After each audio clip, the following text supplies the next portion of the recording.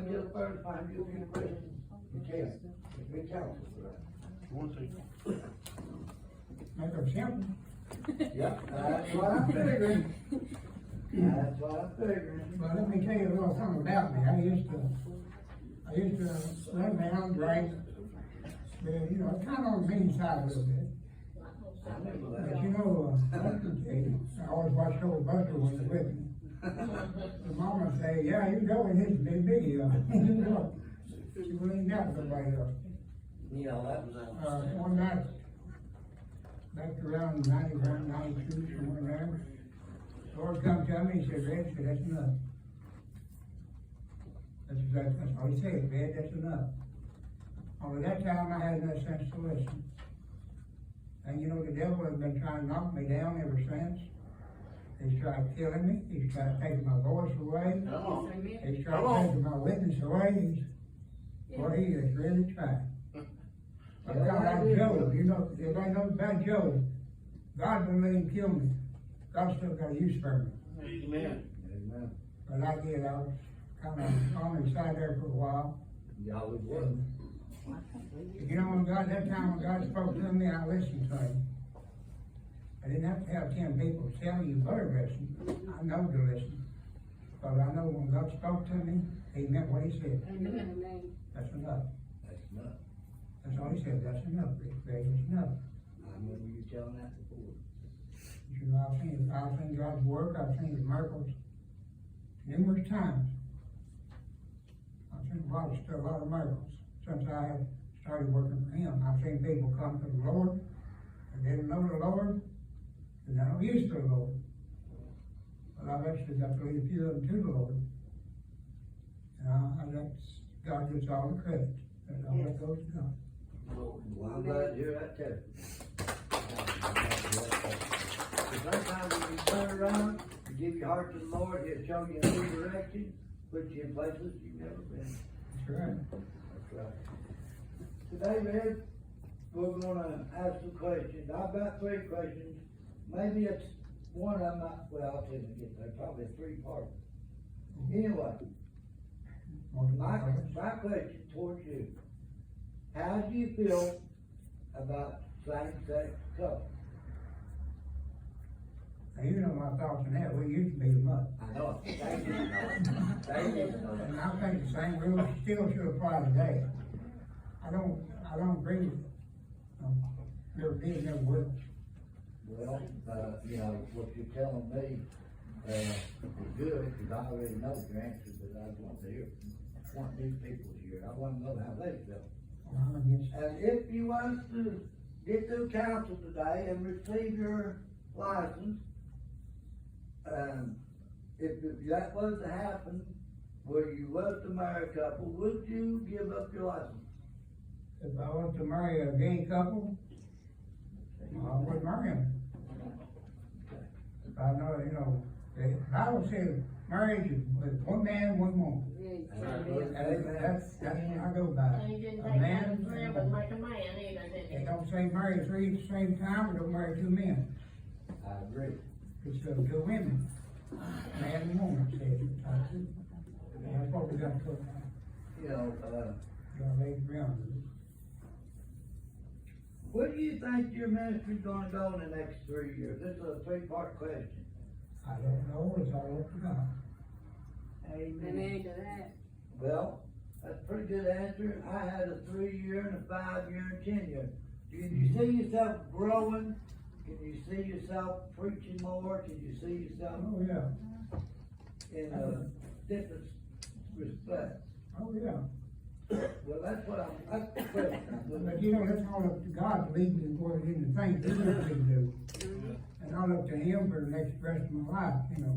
And the next question I got, if it was to not go through today, You know. I'm letting the council decide. If this was not go through today, would you quit church and quit worshiping God, or would you still go to church to worship God? I still go to church. That's what I need to know. That's what I need to know. That's very good. I still be serving God in the church and outside too. Yeah. You know, some of these questions, you know, you kinda hate to have, But sometimes the other people in the church need to know, I know the answer to every one I just asked.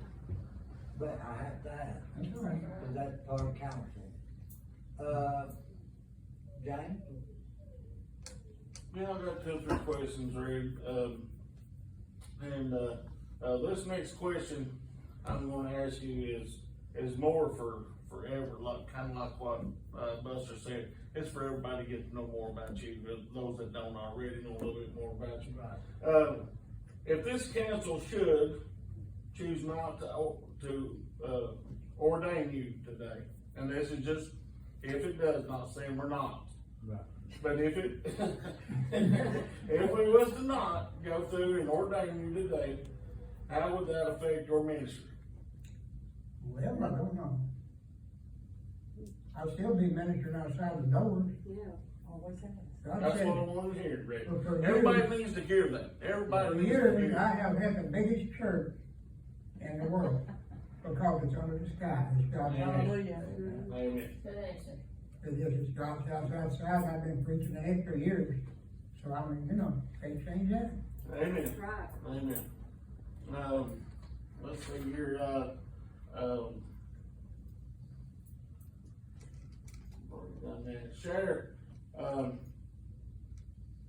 share with us exactly your call to the ministry. Well, years ago, the Lord called me to come preach. He kept telling me, go build a church. And then we got saved, of course. He kept saying, go build a church. Go build a church. I kept kind of humming hard around, and finally I come and knocked, opened the door here and walked in, and I've been a hippie here ever since. So we asked me why, I guess you want to be helped here. So I've been hippie here ever since then, and, well, I've had several blessings, you know, Amen. because I've been kind of working the ministry in here and out there too. Sure. Amen. I mean, you know, the ministry is service for God. Don't stop at the door. That's right. When you go on the other side of that door, you still will serve God. Amen. Because there's people out there that don't know God. That's right. There's people out there that need God. Absolutely. It's like the message God gave me the other day when I was preaching. Go past John 3:16. Don't stop at John 3:16. Too many people know it. They memorize it. Tell them something different. Don't past that. Read the rest of the chapter. Amen. You'll see the difference. God didn't say it. He said, that's what he gave me Sunday morning. When That's good. don't stop at John 3:16. Next verse is really better stick as that one. John 3:17. Yeah. Same verse. He didn't come here to condemn it, did he? He didn't come to condemn the world. Amen. That's the message he gave me that morning. Me and Buster had discussed the message over the phone, that we were talking about the plagues and stuff. And he thought I was gonna take off on that, and I figured maybe I might, you know. And when I got up there, as soon as I stepped up, the Lord spoke to me, he said, Holy Spirit says, no. That's John 3:16. I had to say what? Yeah, what, but he showed me. You know, that happens. Sure it does. And that shows you, you know, the Spirit is still alive. Yeah. Sure. Some people, well, I don't know. Well, I do know. That's right. I do know. I've felt the Spirit many times. And I wouldn't pray one time for nothing. That's all I got, Stephen. You got a question or two you wanna ask, Rick? How would you describe God? How would I describe God? Well, it's kind of like the Bible in the beginning. God was already there. The Father, the Son, and the Holy Ghost. Because he said, when God created man, he said, let us create man in our image. God is always been. God was there before the world. God spoke the world into existence. He spoke to the stars, and he just cut the stars off his fingers. I figured as many of them hung them up on nothing. I'm out there on nothing, I mean, God's still here, he was there then. He was alive and well. Oh, Good to me. Jesus is alive and well.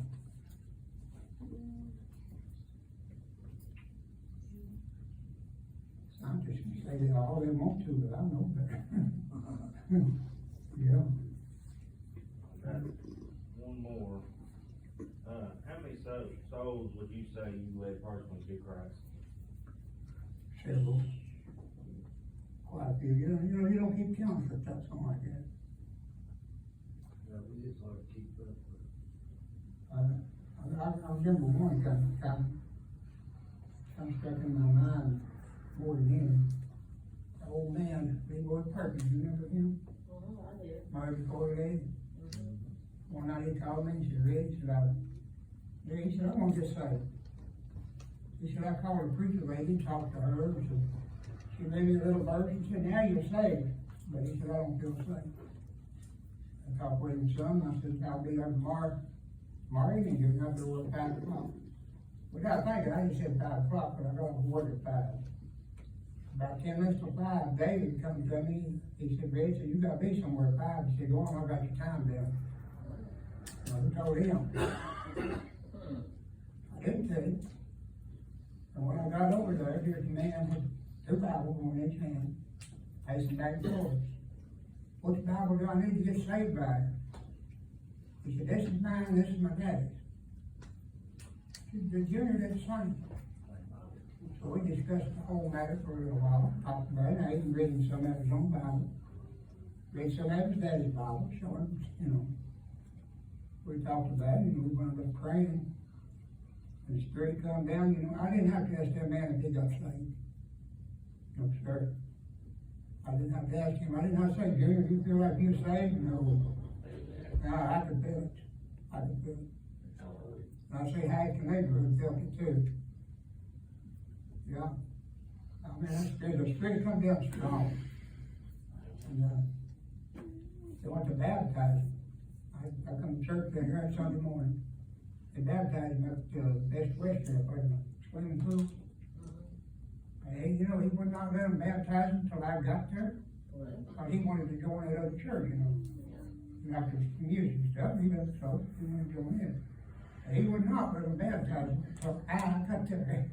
As soon as I walked in the door, a lady standing there behind the counter, she said, they were out there waiting on you. Well, that's great, Yeah. that's great. And while we was there, Coralie, Spirit hit her, she got baptized. And Rachel got in the Spirit. Young Michael said, what's wrong with her? And that's one I want, everybody remember that boy's name, John Michael Hall.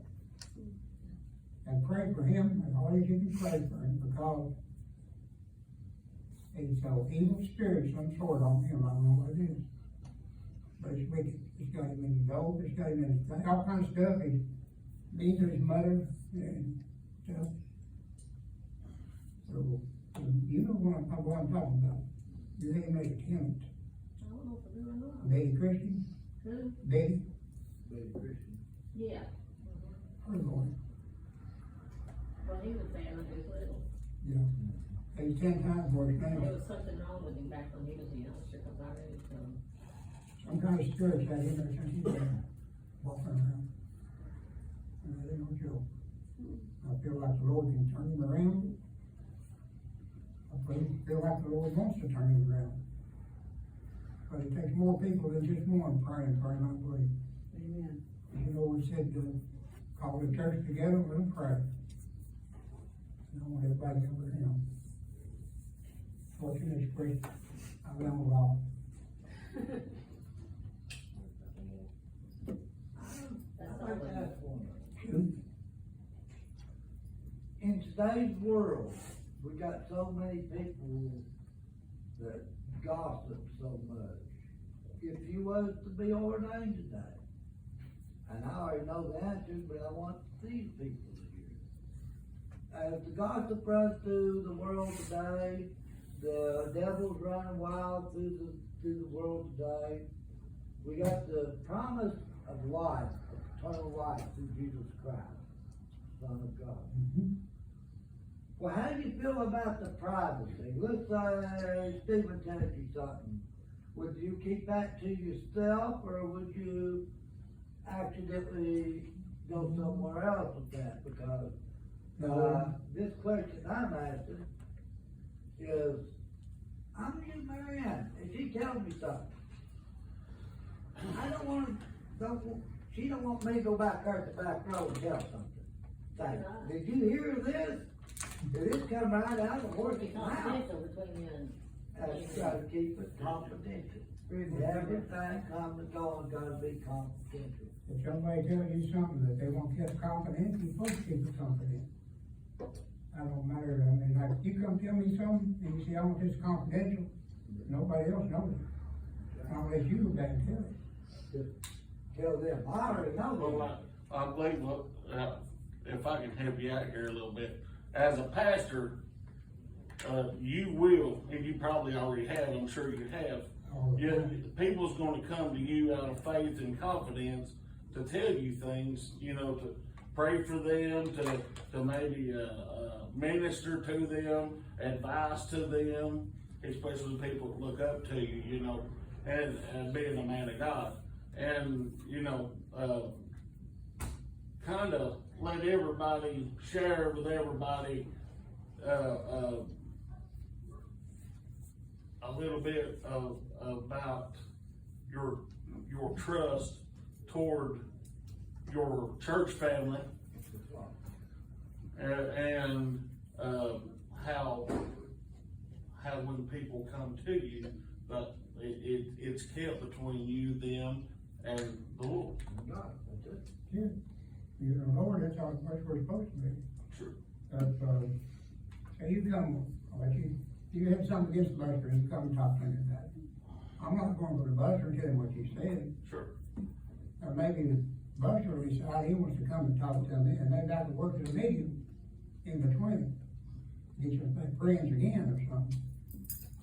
I've had that to happen like in marriages and stuff. People come to me, and, just I could talk to them about it, you know, and I could give my thoughts on it. But then that don't mean they're gonna get back together. Sure. Not 100%. I've had some success, some failures. That's part of life. I've had it both ways. Even though I was out here mowing grass. Does anybody else got any more questions? Anybody in the audience have a question? Maybe. Anybody? I don't think any of us doubt at all that Red is a man of God. Above any man that I know, Red Shelton is a man of God. You know, that's a powerful word you just said there. That's a very powerful word. And any man, if he ain't serving God, he can't walk to bend his knees. That's double. I don't care who you are. If you can't bend your knees to God, you're in trouble, because you ain't gonna get the satisfaction that you need in the thoughts. My Bible says every knee shall bow, every tongue shall confess his deeds done in the body. I've always said that somebody that is truly saved and is truly a child of God, nobody has to ask you. No. Amen? They know it. That's right. That they know your lifestyle. That's right. They know without a shadow of a doubt that you're a child of God. Nobody has to ask you. No, In 1992, I had a sudden turnaround like that, from where I come from, where I'm at. I think people, some of them got afraid of me, I guess, because I wasn't the same person. Oh, yeah. you know, serving God is a privilege. It can't be taken advantage of like anything else. Serving God is a privilege. I call it a privilege. I'm just blessed that he trusts me enough to give me what he wants me to do, and I do my best. Even sometimes I struggle, but sometimes he strengthens me. And sometimes you have to crawl before you can walk. With this point, I'd like to say one thing, that we all struggle in life, We all might be Jesus freaks, I'm sorry, we all might be. But that's okay, call me Jesus freak, I wore peace time once, I don't care. That's what I feel about it. I don't matter what they call me. Yeah. You know, they call me 2 or 3 times a day.